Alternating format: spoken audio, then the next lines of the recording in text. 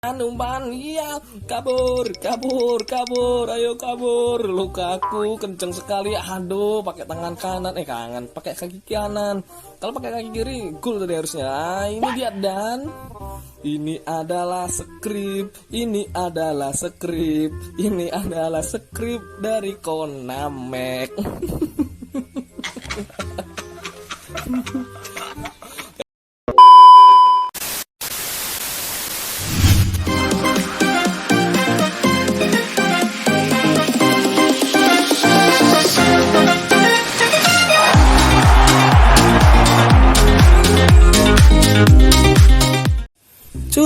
Saat bermain online terus ketemu masalah seperti ini, simple, cukup klik retry terus sampai nanti nyambung sendiri Karena saat ini memang servernya sedang padat. Nggak tahu nih Konami ngapain aja tuh. Kok kayaknya servernya lagi bermasalah terus nih selama seminggu ini. Nggak apa Oke, kita opening dulu. Oke, jumpa lagi dengan Open Blade Taktis. Oke kali ini kita akan bahas bagaimana menggunakan kursor manual. Ya, itu adalah cara defense yang cukup bagus ketika kita pakai kursor manual. Tapi kali ini pengaturan tombol saya pakai tombol klasik ya bukan advance. Karena memang saya belum terbiasa memakai advance. Seperti itu sih. Oke kita sudah dapat musuhnya tadi. Ratingnya sekitar 1400 sih kali ini tadi ya. Oke, kita masih loading. Kita akan bahas momen-momen penting di sini. Salah satunya adalah cara bertahan, defense, dan cara ganti kursor pakai pengaturan tombol klasik seperti itu. Karena kalau nggak kita lihat seperti ini, caranya ngawur nanti Kayak saya dulu pertama kali pindah dari controller kursor assist atau mungkin dibantu komputer tuh terus pindah di manual itu cukup kesulitan karena saya nggak tahu caranya gimana nih ternyata simple aja sebenarnya kalau kita defense. Nah ini kita contohkan nih seperti ini, kita cukup geser tombol switch ke arah player yang kita inginkan. Jadi gesernya ke atas itu ke panah, kalau misalnya ke tengah ya ke sini. Nah jadi ada panahnya tuh ya, pengen geser kemana itu tinggal diarahkan aja, diarahkan seret digeser gitu loh nanti akan otomatis kita bergeser ke kursor pemain yang kita inginkan. Seperti itu Oke, kita serangan. Rashford masih jauh sekali. Gitu. Oke, kita akan bahas. Nah ini kayaknya kita defend lagi. Kita akan bahas lagi. Ya, kita arahkan langsung ke pemain yang kita inginkan. Nah ini kakak telat. Oke, kakak mundurin aja. Nah, ada Peter Cech di sini. Kita coba bangun serangan. Irwin umpan ke David Beckham. Karena gini kenapa kok pakai controller manual kita rekomendasikan? Karena memang kalau kita pakai controller manual itu hampir saja itu kita bisa menggerakkan pemain yang kita inginkan. Seperti itu sih. Biasanya kalau misalkan kita bermain online ketemu musuh yang jago dan sebenarnya kita pengen memotong umpan, memprediksi umpannya lawan, kalau pakai kursor assist itu dibantu komputer jadi akhirnya gerakannya nggak sesuai yang kita inginkan. Jadi misalkan kita mau nyegat umpannya si musuh tersebut, tiba-tiba diganti tuh kursornya ke pemain lain sama komputer. Nah itu nggak enaknya assist seperti itu. Dan ini dia umpan, iya, kabur, ayo kabur. Lukaku kenceng sekali, aduh, pakai tangan kanan, pakai kaki kanan. Kalau pakai kaki kiri, gol tadi harusnya. Ini dia dan ini adalah skrip dari Konamek. Kayak gini loh kalau kita udah dapat skrip. Nah ini tersangkanya nih Bikin Bower. Kalau kita udah dapat skrip ya pasti mau gimana pun pasti gol sebaliknya seperti itu. Nah ini adalah kelemahan kalau kita pakai kursor manual.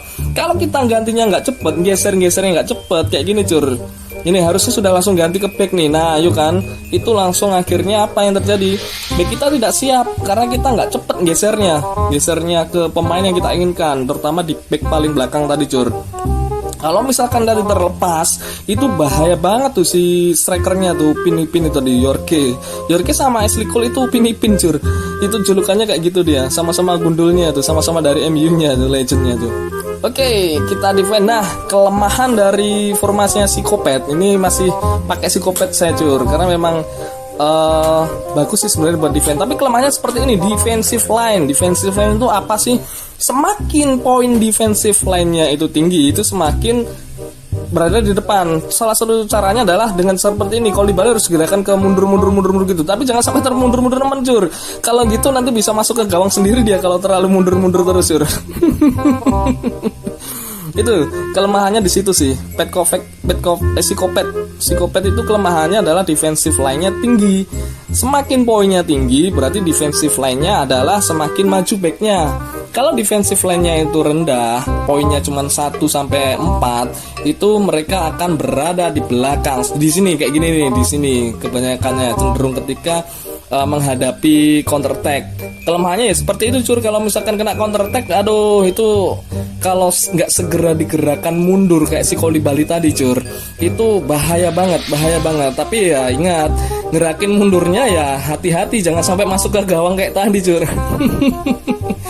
Oke, ini babak kedua. Otomatis kalau babak kedua saya pasti masukkan striker ganas. Kita masukkan Inzaghi dulu deh, karena Inzaghi seperti yang kita ketahui, Inzaghi mempunyai super sub. Aduh, bentar. Nah, super sub kayak gitu sih. Kita maju terus. Ya. Open play melawan Slowly aja. Wah, ini kayaknya orang Indonesia nih. Ya. Mundur. Ya, ada PT di sini mundur, kita arahkan mundur cur. Kalau misalkan menerima kick off kayak gitu cur, bahaya karena player-player yang jago kick off itu bahaya banget sih. Mereka bisa mempunyai jurus kick off sama dengan gol cur kalau kita nggak hati-hati. Oke, Alaba di sini. Umpan saja ke Wan-Bissaka. Saya pakai Wan-Bissaka karena Wan-Bissaka itu adalah tipikal defensive fullback. Dia nggak suka maju-maju kayak gitu cur. Akhirnya nggak kena overlapnya dari striker. Saya sukanya di situ sih, untuk memaksimalkan defense aja sih. Karena biar jadi defense-nya di RB itu kuat. Karena biasanya RB itu lawannya adalah kalau misalkan 4-3-3 itu lawannya adalah sayap-sayap yang larinya kenceng-kenceng sayap-sayapnya. Misalkan Neymar, terus misalkan kalau di base player ada Sterling dan lain-lainnya lah. Pokoknya speednya kenceng-kenceng. Itu bahaya kalau misalkan overlapnya telat. Di sini kita masukkan Rumi kita jadikan SS. Nanti ada fungsinya kenapa saya pakai SS jur. Karena SS itu nanti kita bahas di momennya saja. Kalau misalkan ketemu, lebih ke cenderung ke gerakan tanpa bolanya aja sih cur. Kenapa saya pakai SS? Dia akan bergerak sedikit mundur, kadang sedikit maju. Intinya dia ngobrak-ngabrik aja lah cur. Oke, umpan Johan Cruyff, PT di sana, Wan-Bissaka. Ini bahaya ini. Kalau counter attack kayak gini, defensive line-nya tinggi banget. Nah, tinggi banget kan ini sini. Lihat tinggi banget, bahaya. Diterobos bahaya nih. Nah kan, Ronaldo mencari ruang terobos, dan apakah yang akan terjadi? Dan pastinya kita kebobol gitulah. Kalau defensive line-nya tinggi, kita nggak segera mundur, itulah resiko yang akan diterima oleh pengguna manajer psikopat. Itu kelemahannya psikopat cur. Jadi biarkan dia nyerang, kita langsung counter aja sih kayak gitu. Tapi kita punya Inzaghi. Kalau Inzaghi ini striker nggak masuk akal. Jadi bisa aja dia mencetak gol dengan cara yang tidak diduga-duga. Ini bahaya nih. Kalau service kick off-nya dia bagus, ini bahaya. Ini mundur. Ayo harusnya digerakin ke LB nih. LB. Lah ini kelamaan ini saya. Apakah yang akan terjadi di sana? Dan kebobol lagi karena memang tidak cukup canggih ketika defense menggunakan kursor manual. Jadi harus cepat cur, harus cepat mengarahkan pemain yang kita inginkan dan prediksi arah umpannya si lawan. Kalau dapat kayak gitu tadi salah ganti kursor, ya itu tadi yang terjadi. Harusnya tadi kan LB tuh yang cover tuh, langsung kita potong aja umpannya. Tapi karena tadi kurang cepat, ya itulah yang terjadi, akhirnya kebobolan kayak gitu sih. Tapi tenang aja, kita masih punya striker tidak masuk akal, Inzaghi dan Rumi. Kita akan balas golnya cur, masih ada waktu. Tenang aja, mau nyerang. Ayo lo, mau kemana lo? Ayo lo mau kemana lo? Kena lagi kan. Kalau lawannya 4-3-1-2 gini sih sebenarnya enjoy aja kalau defense, karena memang ini salah satu formasi counter untuk formasi manajer 4-3-1-2 Cur. Petkovic saya nyebutnya psikopat aja ya, lebih enak ya, kita biar perkenalkan dengan nama psikopat aja biar enak nyebutnya Cur. Rume kita nyerang Duh, hampir saja ada Puyol tuh. Puyol maju bener tuh. Iya, karena Puyol adalah tipikalnya the destroyer, si perusak bahasa Indonesianya. Jadi dia sering maju kayak gitu Cur. Itu bahaya juga sih sebenarnya. Oke, Groove. Ini dia gerakan dari seorang second striker, gerakan silang kayak gitu Cur, yang saya inginkan sebenarnya untuk ngobrak-ngabrik. Dan kebetulan kita selebrasi aja Cur. Kita bikin jengkel musuhnya Cur. Joget dulu deh. Joget. Kita bikin jengkel musuhnya aja Cur. Sekali-sekali lah kita bikin jengkel. Karena memang ini waktu sudah 86 menit Cur. Jadi sekaligus ngelur waktu, ini agak licik juga nih open play nih. Nggak, ini saya cuma iseng aja sih Cur. Pengen lah sekali-sekali jahilin player lain. Yang penting tidak main data loh Cur. Kalau main data itu waduh tuh udah keterlaluan. Kalau cuma selebrasi ini kan fungsinya tombol selebrasi kan ya buat selebrasi kan. Apa gunanya Konami menciptakan tombol selebrasi tidak kita pencet? Fungsinya apa sih fungsinya selebrasi itu ya? Fungsinya buat biar mereka jengkel aja playernya Cur. Mereka jengkel, kita tertawa terbahak-bahak dalam hati. Ya, di sini adalah kita menang dengan skor tipis karena hoki kena skrip nih. Kayaknya nih saya nggak jago nih, sampai berkat skrip aja kita menang.